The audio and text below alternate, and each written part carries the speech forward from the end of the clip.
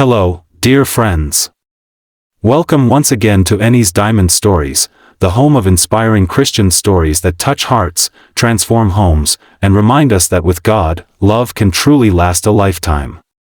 Whether you are a newly married couple, planning to get married soon, or have been together for years but desire a deeper connection, this episode is specially made for you. Today, we'll be talking about something every marriage desperately needs but few truly build: a Christ-centered foundation. We'll walk through real examples, heart-touching lessons, and a powerful true-to-life story of how couples found hope again when they made Christ the center of their home. So, sit back, open your heart, and let's learn how to build a marriage that not only survives but thrives, one that heaven can smile upon. Every marriage begins with excitement, wedding bells, laughter, promises of forever, and dreams of a perfect life together. But as the years go by, life begins to test that promise. Bills appear. Work gets demanding. Babies cry at night. In-laws visit too often. And suddenly, that perfect fairy tale begins to look a little messy. Many couples begin their journey with love but forget to build on the right foundation. They rely on emotions, beauty, status, or wealth, but all these fade with time. When storms come, only one foundation can keep a home from collapsing: Christ. He is the cornerstone that holds everything together, even when feelings fail and life gets difficult. When Christ is not at the center, little cracks, like pride, impatience, or neglect, grow into wide gaps that separate hearts. But when Christ is present, those same cracks become opportunities for healing and growth. Before we begin, a moment to reflect. Before we dive into the first key point, pause for a moment and look beyond the smiles in wedding photos, the elegant rings, and the flowery words of "I do." Every marriage begins with joy, but somewhere between the altar and the everyday routine, something often shifts. The once excited couple may now sit in silence at dinner. The laughter fades, replaced by busyness, frustration, or quiet exhaustion. Many couples don't even realize when the drift began, only that the warmth that once filled their hearts now feels cold. What happened? Where did the spark go? How can something that began so beautifully suddenly feel so heavy? These are questions countless homes silently wrestle with. But the truth is, no marriage collapses overnight. Cracks start small: a missed prayer, a harsh word, a postponed date night, a fading conversation. Slowly, the foundation begins to weaken.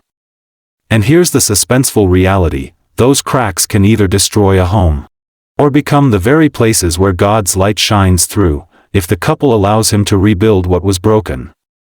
So before we talk about how to build, we must first understand why marriage was created in the first place, because if you don't know the purpose of a thing, you might misuse it.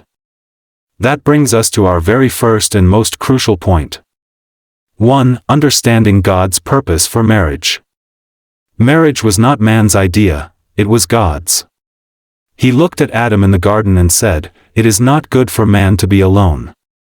He then created Eve, not from Adam's head to rule over him, nor from his feet to be trampled by him, but from his side, close to his heart, to walk beside him in unity and love. Marriage, therefore, is not just companionship. It's a partnership with God Himself. It's a living symbol of how Christ loves His church, selflessly, sacrificially, and eternally. When couples see marriage as a ministry and not just a contract, they begin to treat their home as an altar, not just an address. Every word spoken, every decision made, and every action taken becomes an offering of love before God. Think of two people holding a triangle, each at the bottom corners. As they both move upward toward the top, representing God, the closer they move to Him, the closer they become to each other. That's how Christ-centered marriage works. As both partners pursue God individually, they naturally grow closer together. 2. Praying together as one. Many couples pray for each other but not with each other. Yet, joint prayer is one of the most powerful tools for unity. Prayer breaks the hold of pride. When you kneel together before God, you're no longer enemies, your allies standing side by side in battle. A praying couple doesn't mean a perfect couple, but it means a couple that knows where to run when life gets hard. There was a couple, James and Faith, who argued almost daily. They were both Christians, but prayer was always private. One day, after a bitter fight, Faith decided to invite James to pray with her. They sat awkwardly, silent at first, then began to pray. As tears fell, the tension melted. They began making it a daily habit, even short 5-minute prayers. Within weeks, the peace that entered their home was undeniable. They learned that prayer was not just a religious duty, it was their lifeline. When couples pray together, they unlock divine wisdom and strengthen the invisible bond that no challenge can break. Number 3. Studying the Word as a couple. God's Word is the compass of marriage. It keeps hearts aligned when emotions are confused. Reading the Bible together helps couples learn God's heart for love, forgiveness, humility, and endurance. Even if it's just one verse a day, the Word builds faith. It replaces worldly opinions with divine principles. A young husband once said, "Reading the Bible with my wife felt awkward at first, but now it's our favorite part of the evening." They started with one chapter of Proverbs a week. They would discuss what it meant and pray over it. Soon, they noticed that their arguments reduced, because the Word had begun to shape their thoughts. When couples study together, God's truth becomes the language of their home. Number 4. Letting Christ lead every decision. It's easy to trust God when things are simple, but a Christ-centered home lets Him lead in every decision, even the small ones. From where to live, to what job to take, to how many children to have, every step should be guided by prayer, peace, and biblical principles. Tund and Lydia once disagreed about buying a new car. Lydia wanted to save, Tund wanted to impress his peers. The tension grew. But instead of arguing further, they both decided to fast and pray. After 2 days, both felt convicted to wait, and 2 months later, a better, cheaper car became available. That moment taught them that when they let God lead, they never regret it. Letting Christ lead is not weakness, it's wisdom. Let us look at the real-life story of Daniel and Miriam. Daniel and Miriam were the picture-perfect couple, intelligent, devoted, and admired by many. Their wedding was beautiful, their smiles wide, and their dreams endless. But 1 year later, reality struck. Daniel lost his job. Bills piled up. Miriam's small catering business couldn't cover the expenses. Arguments became frequent. Miriam accused Daniel of not trying hard enough, while Daniel withdrew into silence and shame. One Sunday, Miriam stayed back after church, her eyes full of tears. The pastor noticed and gently asked what was wrong.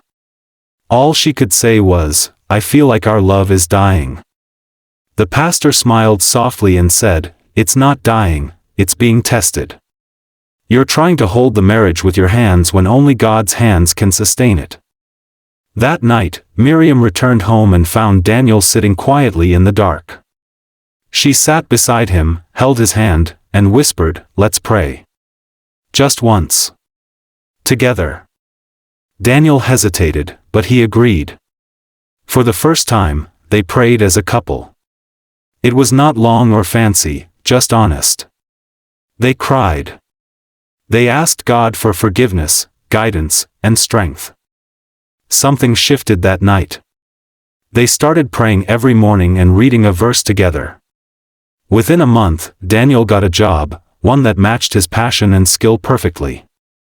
Miriam's business began to grow too, but the real miracle was their renewed closeness. They learned that when Christ becomes the center, every storm becomes a stepping stone.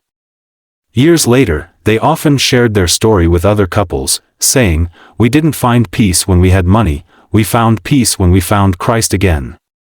The keynote address.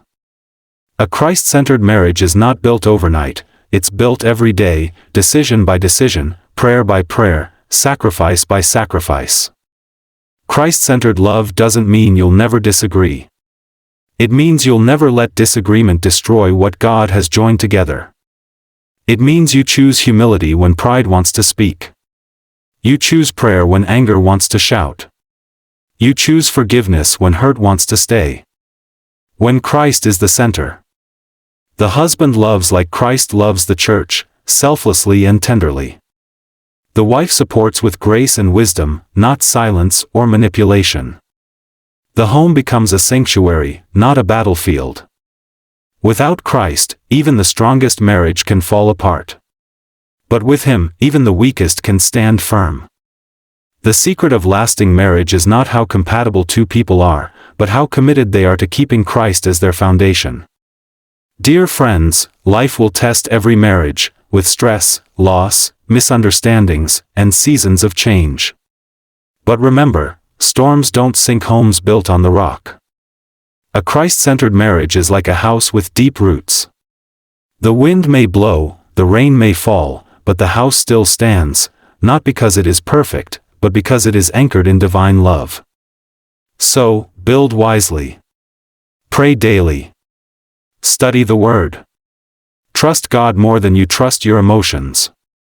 And above all, never forget, it takes 3 to make marriage work: you, your spouse, and God.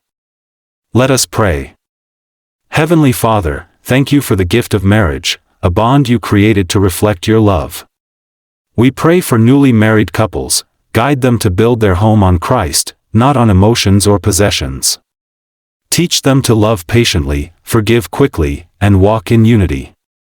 For those struggling in their marriages, Lord, bring healing where there is hurt, peace where there is confusion, and hope where love has grown cold. Rekindle their affection and remind them that with you, restoration is possible. Let every home become a testimony of your grace and a reflection of your love. In Jesus' name, we pray. Amen. If this story has blessed your heart or reminded you of God's purpose for marriage, don't keep it to yourself. Like this video, comment below, tell us one thing you'll do differently in your marriage starting today, and subscribe to Enny's Diamond Stories for more inspiring Christian storytelling that strengthens faith, families, and love. Join us next time for episode 2, Communication that Builds, Not Breaks. Let's keep building homes that heaven can smile upon, one story at a time.